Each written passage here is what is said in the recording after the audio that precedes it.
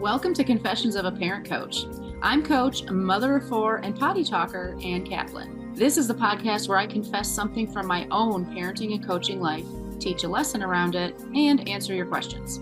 Even we parenting experts are far from perfect, and the real magic happens when we get down with all that imperfection. We get into the gritty side of parenting here, so earbud up and dive in. Welcome into another episode of the podcast, listeners. I'm excited to be here with you again this week, keeping on trucking with our Enneagram series. Holy cow, I never thought that I could get sick of talking about the Enneagram, and I'm still not there, but because I batch my episodes, there's a little peek behind the curtain for you. I have been talking about the Enneagram for 7 episodes straight now, which in your world is 7 weeks, but in my world is 2 days. So it can get a little, I don't know, it feels like a little bit echo chambery as I'm recording these episodes, but I hope that they are landing with you in these interesting, fascinating ways and that you're getting little snippets of Enneagram wisdom that you get to kind of stew and marinate on before the next episode comes out. And if you want to hear the whole series, keep scrolling back a handful of episodes to, I think the first one I did was about what your kid wants you to know. So you can start with that one. And why am I doing all these Enneagram episodes? Well, it's because we're getting ready for the Enneagram workshop that I'm doing on April 26th here in Denver. The Living Enneagram, Your Personal Roadmap. That's the really snazzy name for my workshop. And if you want to enroll in that workshop or get more details and information, you can check it out at bit.ly/living Enneagram. And what I want to talk about today is how all the different Enneatypes relate to setting goals and achieving things and being ambitious and stuff like that. It's very interesting how that all works. And I think that this discussion will also just be a really great illustration of how useful the Enneagram can be in really tangible ways. I think a lot of the stuff we've talked about over the last couple of weeks have been maybe a little bit more conceptual or maybe even like deeper, emotional or spiritual kind of things. But today's episode, I think, is going to be pretty tangible and even implementable immediately. So if you already know what type you are, tune in and listen up for when I get to your type. But also, if you don't know what type you are, that's totally fine. That's one of the things you'll figure out if you decide to sign up for the Enneagram workshop. But also, you might actually start to see yourself in some of my descriptions today. And you can always set up a typing session with me anytime to learn more about what your Enneatype is. Or if you already know your type, learn more about what that has to teach you and all of that good stuff. You can find all that information in the show notes and in the video description and on my website, all over the place. In your email, if you're on my email list, all that good stuff. But got to start with my confession. And today's confession, it is a confession in the sense that I'm telling you a real thing, but it's not a confession in the sense that I don't feel like I'm bearing some deep, dark secret that I feel ashamed of or anything like that. But the idea for today's topic came from a conversation that I had with my sisters right after the new year. We were talking about New Year's resolutions. And, I have definitely set resolutions in the past and they've been, pretty helpful and useful to me at times when it felt really aligned. But this year I kind of thought about it and I was like, I don't know why I even set New Year's resolutions because as an Ennea type 1, if there's something that I feel I need to do, if like my sort of conscience is telling me like this needs my attention, I don't need to set a resolution about it. It's a done deal. And so resolutions feel a little bit redundant to me. And even this year I was kind of thinking, okay, well, what are things that people set resolutions about? Their fitness. Okay, well, I already work out 4 days a week and I'm in really great shape. And I don't need a resolution to help me stay on track with that because I just really like working out. Okay, well, how about nutrition? All right, well, I'm already, I'm very strict with my gluten-free diet because of my hypothyroidism and all that stuff. I eat pretty healthy. I don't actually feel like I'm off track there. Well, how about like business goals or whatever? And I was like, yeah, I've really done a lot of my own personal work around that over the last 2 years, and it doesn't feel right to me to set that. And so, I kind of just was like going down this like list of like the sort of typical resolution topics that people come up with for themselves. And I was just like, I'm either already doing this thing, or the reason I'm not doing it isn't because I don't have a resolution. It's because it's not a value of mine. And so sparked this conversation between my sisters and me. So I am an Ennea type 1. One of my sisters is a 7, and the other one we think is a 9. Um, and so we had this really, I mean, I was cracking up actually listening to, I was like, I don't like New Year's resolutions because they just feel sort of like unnecessary to me and a little bit redundant. Like I feel like I'm a walking New Year's resolution like all year long, just as being a 1 and all this stuff. And then my 9 sister was like, I also hate resolutions, but it's not because I feel like I don't need them. It's because they feel like pointing out to me all of the ways in which I'm not changing the way that I know I need to. And so they make me feel like shit, basically. Like I don't like it. It feels like pressure. And then our 7 sister chimed in and she's like, I really like New Year's resolutions because they give me like clarity and direction and help me stay focused on something. And as I'm listening to this conversation, I'm just like, this makes so much sense. This is like hilarious and fascinating to me. So you already heard my explanation for why New Year's resolutions feel sort of like redundant or unnecessary to me. Well, it makes perfect sense that my 9 sister doesn't like resolutions because they make her feel guilty. Like nines, their sort of way of being in the world is just kind of like, don't rock the boat, go with the flow, even Steven, like, let's not cause any sort of upset to the apple cart. A New Year's resolution is all about like turning your life upside down, right? It's like do this thing starting now that you never did before or you haven't been doing properly or whatever. Changing like that is going to be so jarring for a 9. That does not feel good to a 9. It makes perfect sense that setting a resolution like that would just be like the absolute worst thing that she would want to do because it flies in the face of how she literally navigates the world is much more about slow and steady wins the race. And, if I'm making a change, it's going to be happening in a way that doesn't feel jarring or create any sort of like tension or disruption around me. That couldn't be more different than what a New Year's resolution is. So, who could blame her for feeling that way? And it makes perfect sense for my 7 sister to like New Year's resolutions because 7s have so many amazing ideas. They are just like a kid in a candy store that their whole lives, like there's so much to do, there's so much to experience. We want to take the biggest bite of all of it. And what happens a lot of times with 7s is they want to experience everything. So they kind of wind up creating like a sampler platter for themselves of life. And so because of that, they never truly deeply experience anything. And then they continue to have that feeling of like, well, I didn't really get the full experience because they didn't. And the path forward for a 7 is to really pick one thing and go deep with it and feel that feeling of like true completion and depth and immersion in this one thing. It's really hard to do that for a 7. And because if you choose one thing, that means there's an infinite number of things you're saying no to. And that feels really, really unpleasant and uncomfortable for a 7.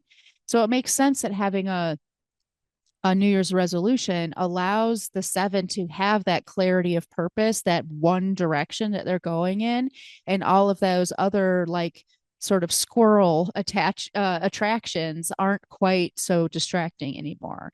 So having a New Year's resolution is really effective for my 7 sister. It really, really helps her, pursue something into completion, which is something that is everybody deserves to feel proud of, but especially a seven. It is no small feat for a seven to see something through from A to Z, like fully.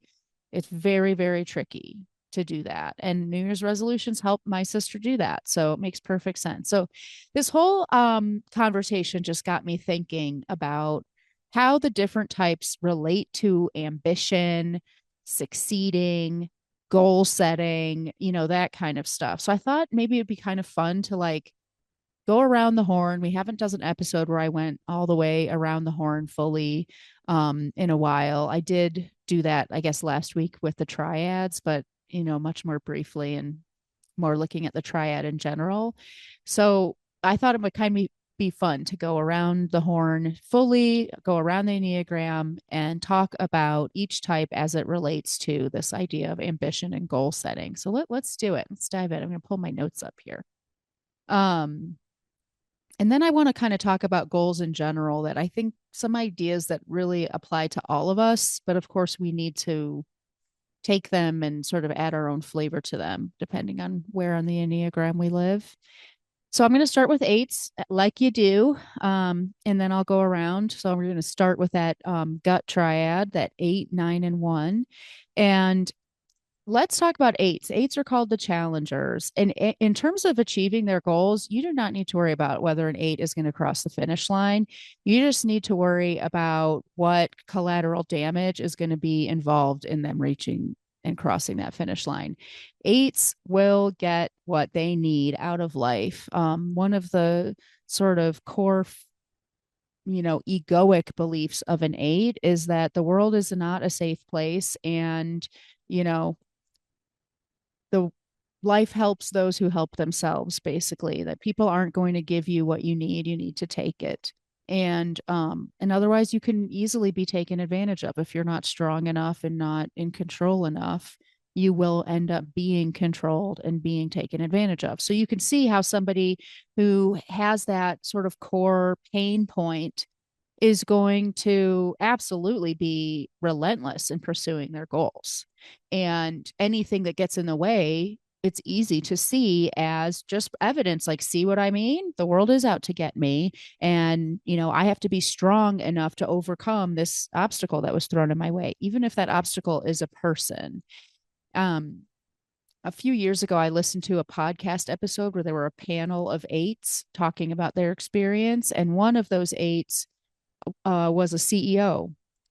And he said that when he, you know, years previous, before he had really undergone and undertaken his work with the Enneagram, he would, get his team across the finish line. They would achieve this goal. They would deliver, on time or even ahead of schedule and exceed all of the metrics that they were trying to hit and all of that stuff. And, he'd turn around and face his team and be like, all right, we did it, on to the next thing. And he would be just completely mystified at like this sort of his team was just like exhausted, depleted. Maybe they wanted to quit. Maybe they asked for a transfer. Maybe they took like a week of personal time off. Like, he didn't really understand that he was like going forward with this like scorched earth energy that caused this like sort of path of destruction in his way. And, now that he's been doing his work and all of that stuff, he's so much more self aware around that. And he realizes like achieving the goal isn't the only objective here. It's doing so with awareness and connection and compassion for the people that are around me and the bigger picture of what I want to get out of this situation, besides just ticking a box. So for an eight, we don't necessarily worry about, are you going to achieve your goal? It's much more about like, what's the difference between your goal and your big picture objective? And are you able to look at this goal from that big picture objective that's not just about ticking the box and being done, but it's about the thing that goal is trying to get you closer to? So for example, if there's a goal in a relationship with an eight, the goal in the relationship is, I want to go on a vacation with my daughter. And the way that you achieve that is, by calling her 3 times a day until she books a flight and deciding what the best place to go is and forcing that on her. And then, you know, making sure that she takes the right amount of time off so that it's the length of a trip that you want, and et cetera, being sort of like controlling and overbearing in your way. And then you have the vacation, like you achieved your goal, but what was the real objective of that vacation? Like, why did you want to go on that vacation? Well, because I wanted to have I want to feel close with my daughter, and I want to have a um I really want to have a good relationship with my daughter, and I want us to, be able to talk about some things that are going on in my life. Well, was that objective achieved by bullying your daughter into taking a trip with you? Probably not.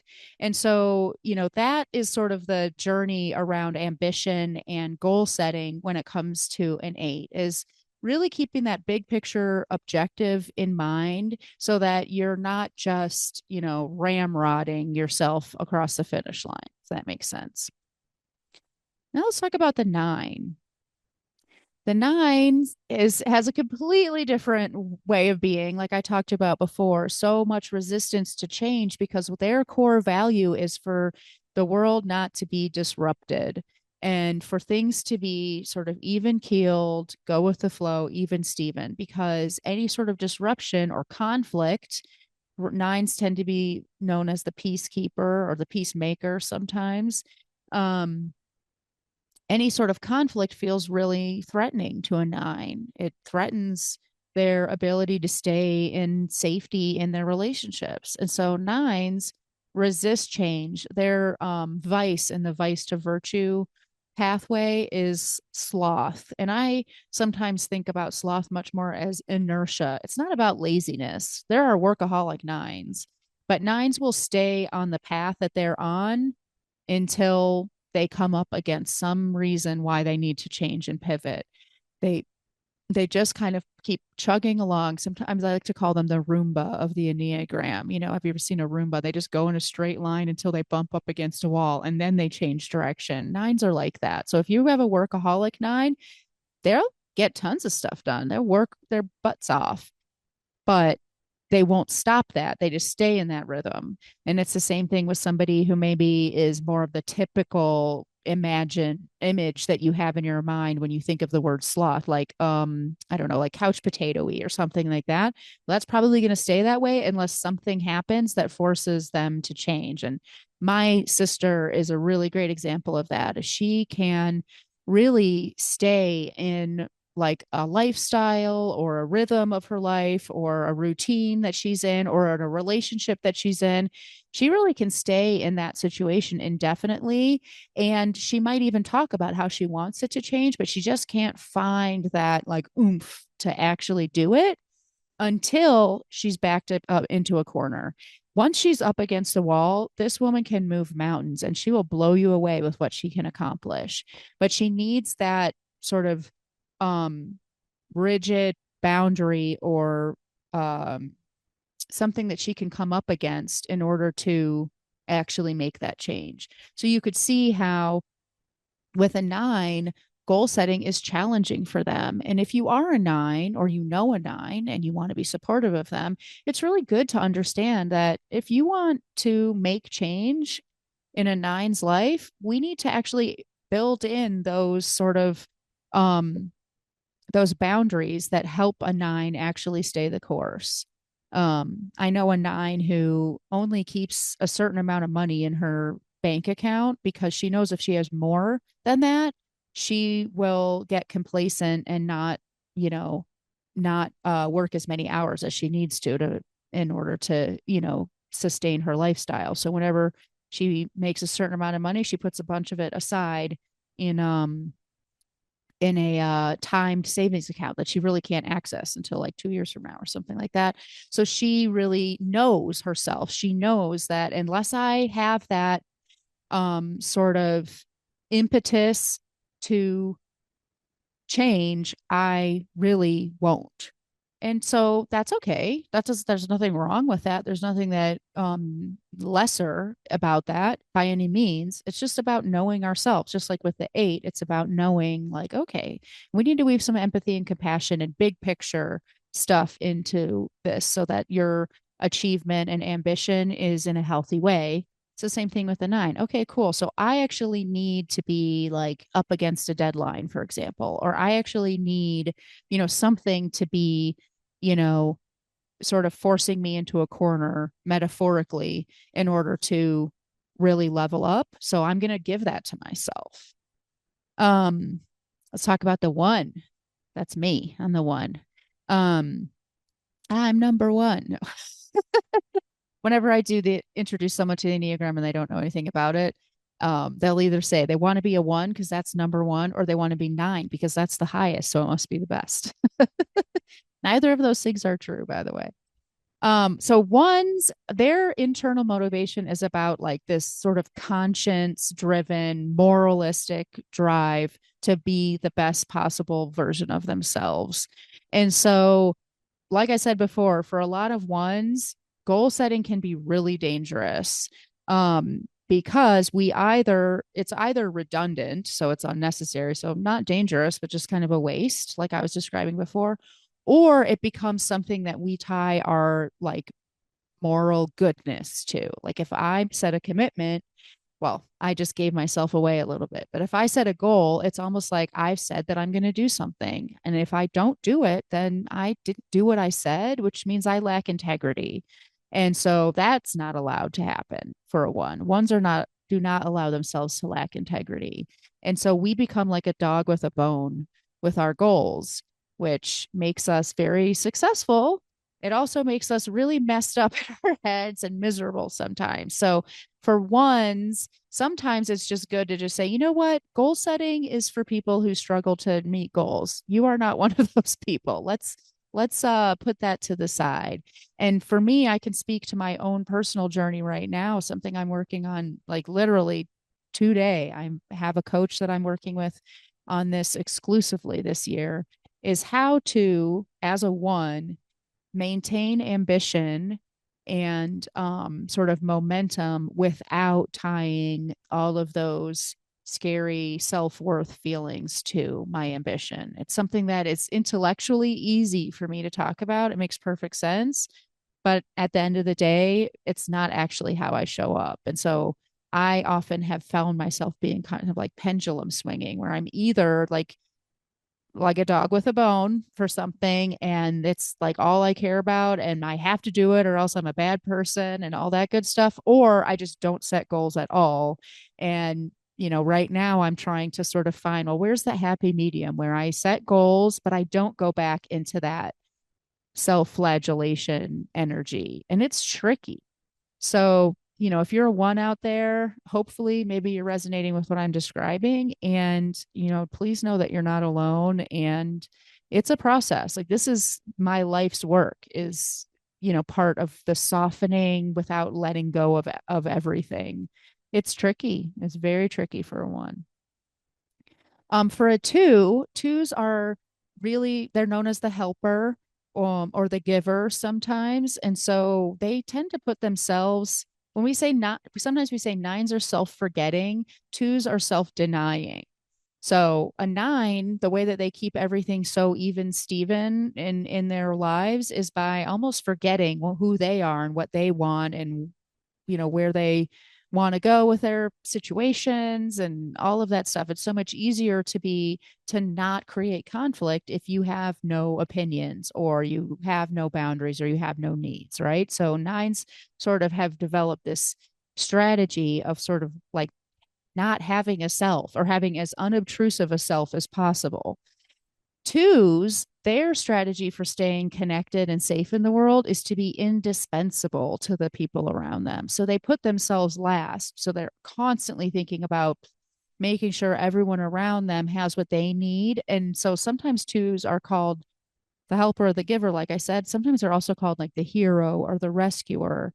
And that comes from a really deep place of believing that if I am needed, if I'm indispensable to you, then I'm worthy of your love and you will give your love to me. So it's almost like a transactional help when we get into the ego of a two, but we don't need to go into that whole can of worms today. But suffice it to say, when it comes to ambition, it can be hard for twos to set goals for themselves.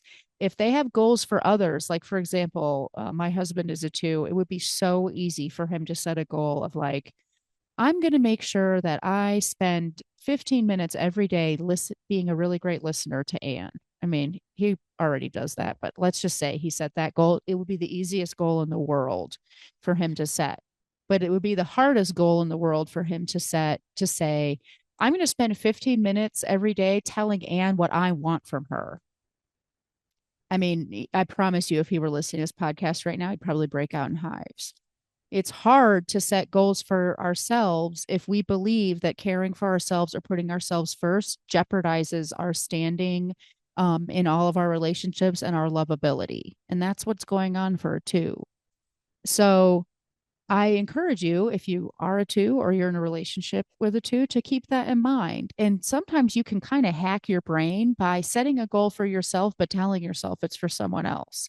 Like if Mike was trying to do that goal of telling me what he wanted every day, he'd be more likely to be able to do it if he told himself that by telling me what he wanted every day, he was creating a stronger relationship for me. And then it would be okay. So sometimes this is what we call using the pattern to fix the pattern. It's not a forever solution by any means. I don't want anyone to think that the way to, heal yourself is to double down on your egoic patterns. That's not the case. But sometimes when we're stuck in something and we really need to go a little bit outside our comfort zone, it's okay to lean into like what works for you. Same thing with ones. We're really good at setting rules for ourselves. So sometimes I'll set rule like I would literally set a rule for myself that I'm not allowed to set rules for myself. And then I won't set rules for myself because I have to follow that rule. Isn't it so funny how the ego works? It's so silly and ironic and incestuous. But we all have it. I could say something just as nonsensical for all the types, right? Like that example with the 8 mom who wants to have this great relationship with her daughter and tries to achieve it by like bullying her into going on vacation, right? Like it doesn't really make any sense, but we do it anyway. Let's talk about the 3s. So 3s are sometimes called the achiever. They are really focused on succeeding, whatever success means to them. It's not always like that's why all 3s become CEOs. That's not the case.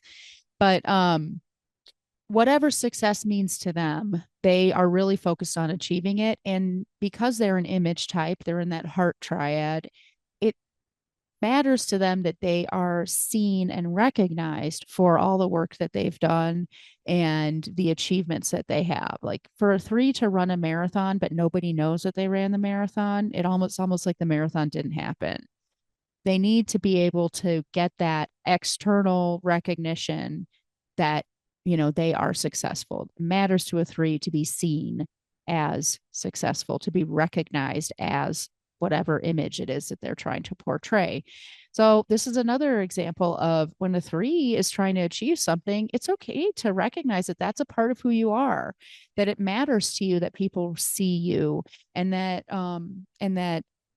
it matters to you that your efforts are recognized and they don't go unnoticed. So give that to yourself. You're 10 times more likely to achieve a goal if you build in some way of giving yourself that recognition and that sense of pride and accomplishment while you do it. So the no shame at all. There's a Peloton instructor who I used to follow during the pandemic who used to always say, ain't no shame in the game. So that's what always comes into my mind with the 3s. You just know that you need that spotlight. Give it to yourself, whatever that version of that is, right? 4s with goals. Okay, so my daughter is a goal is a goal.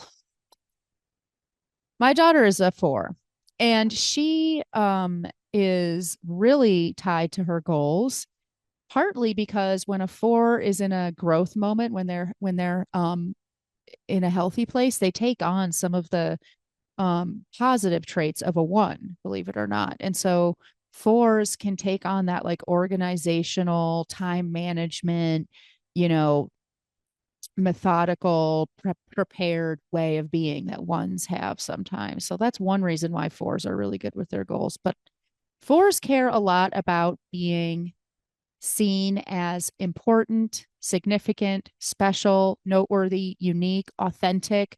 These things really, really matter to a four. And so, one of the reasons why Gigi's so good at achieving her goals is because she's trying to stand out. And by her, all of her goals make her exemplary. If she achieves her goals, they all of her goals align with what she defines as noteworthy or exemplary. And so that's it. She is a great example of using the pattern to fix the pattern. Or ain't no shame in the game. Like, she knows that in order for her to feel great, there's a part of her that really needs to be acknowledged and it needs to stand out from the crowd.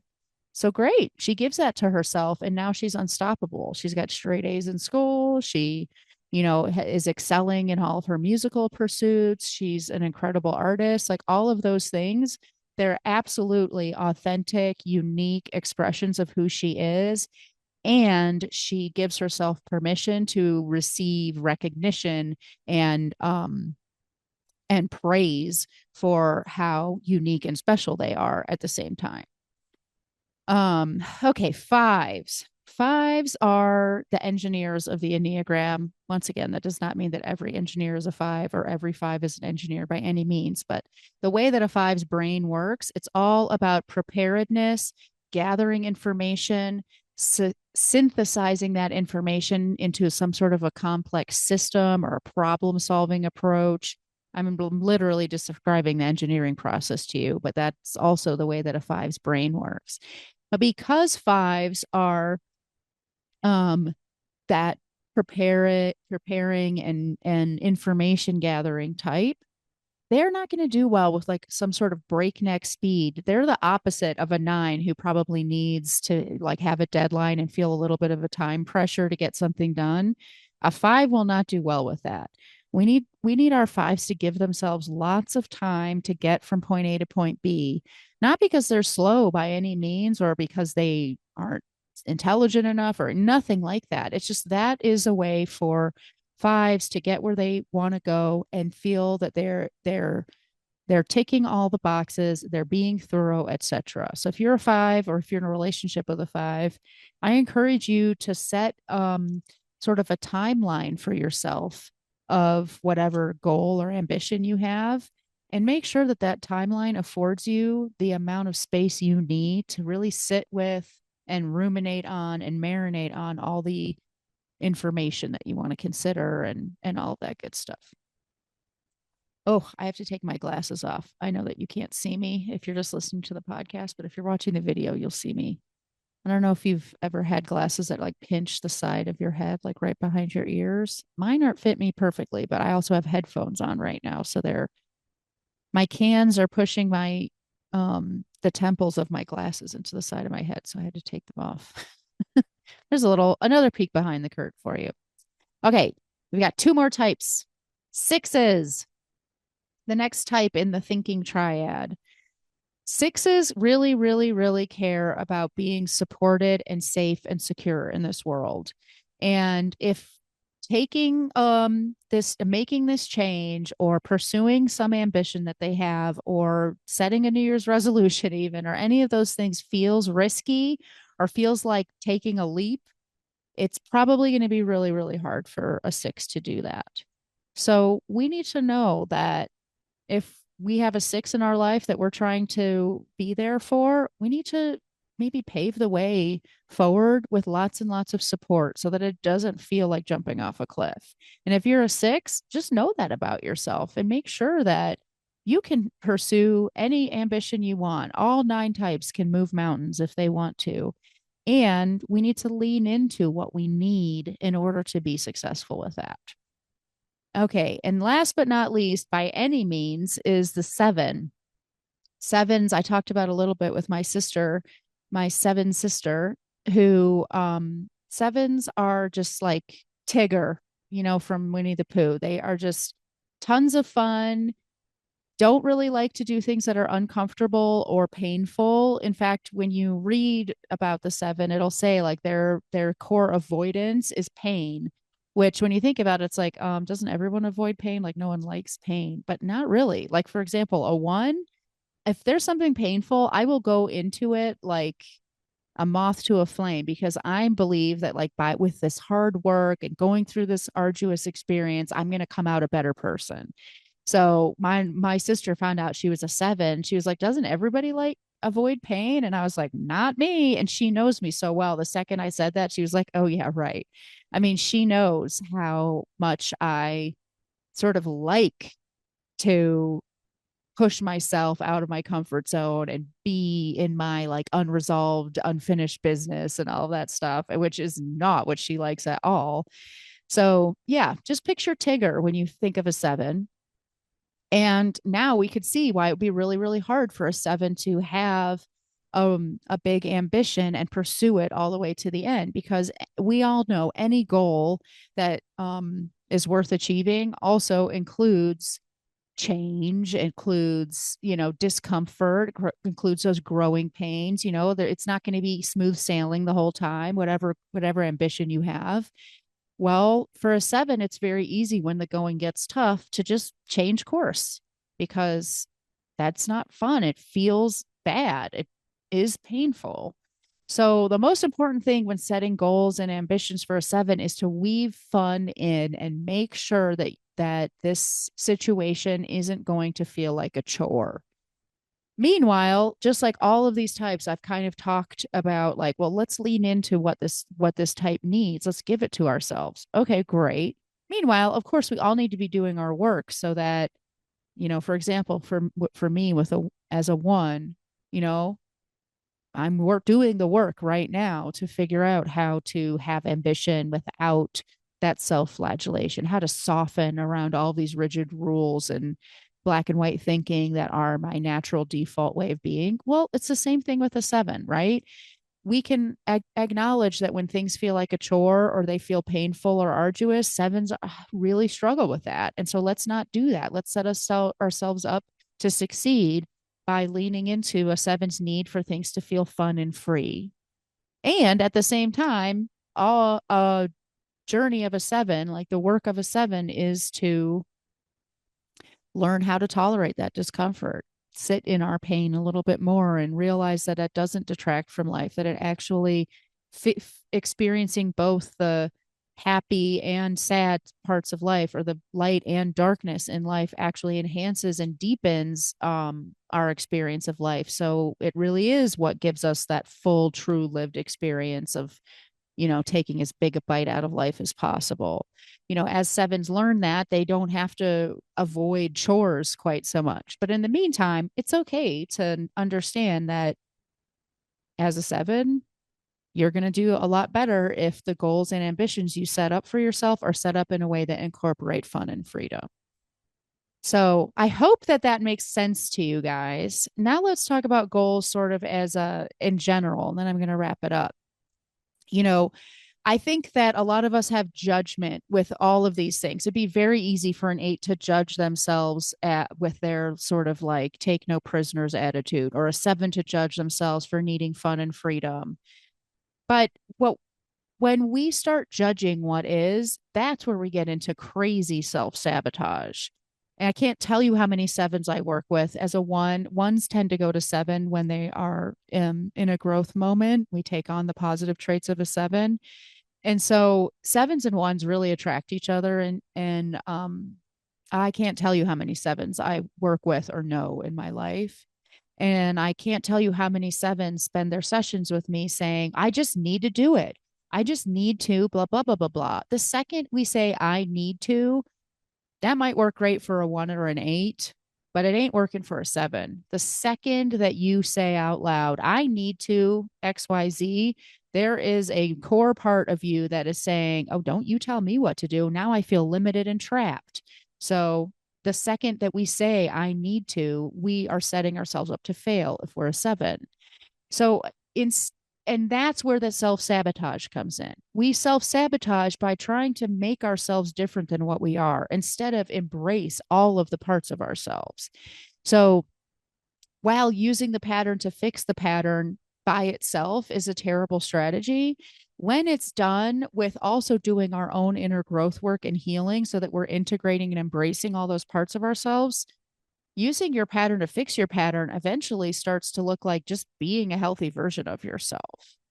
um a one sort of rigid rule setting, while we can lean into that and use it to get ourselves where we need to go or where we want to go, at the same time, if you're doing all of your growth and healing work, eventually that rule setting just starts to look like very high level of integrity and wisdom, and it's lovely.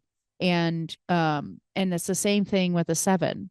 you know Leaning into that need for freedom and fun might at first look very egoic, like, oh, I'm not capable of achieving a goal unless it's fun and free. Okay, fine, that's where you are right now. But if you continue to pursue that inner growth work, eventually that value of fun and freedom just starts looking like you've created a beautifully kaleidoscopic smorgasbord of a fantasy life for yourself. So, way to go. So, if you are feeling judgment toward yourself or others based on any of the stuff I've said about these types, I really want you to start to notice how that judgment piece feeds into self sabotage. I hope that's been helpful for you guys. I hope that you can start looking at your goals and your ambitions as something that is available to you in a healthy way. We don't always need to fear them or decide they're unnecessary because, we use them to self-flagellate or any of those things. And if this Enneagram talk is just like getting your juices flowing, if you're like, oh my gosh, this makes so much sense, like, one of the reasons why I wanted to do this topic was for you to see how these character traits that are inherent in each of the types translates into a really great guidance on how to navigate your life very tangibly. And I hope that you maybe got one or two tidbits from what I said that you can even use today in terms of like realizing some of the things you're working towards. And if you're feeling that sort of beating your head against the wall feeling, maybe looking at it in a different way. And this is exactly why I love the Enneagram. And it's exactly why I'm so excited to be leading the Living Enneagram workshop on April 26th. Please check it out, bit.ly/living Enneagram. I can't wait to see you on the 26th. And if you are not local or you're busy that day, just remember there's always lots of options for working with me and the Enneagram available to you outside of this workshop. Just set up a free discovery call and we'll figure it all out. Have a great week, everybody. I'll talk to you again soon. Bye. The episode is over, but there's more waiting for you. You can grab my free workbook, Getting Kids to Listen the First Time, that walks you through the fundamental principles I teach all of my clients and applies them to this very universal parenting challenge.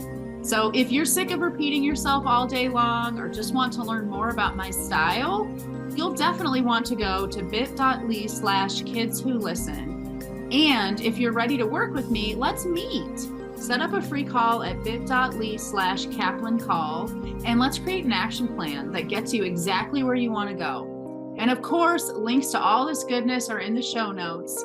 Thanks for joining, and I'll see you next time.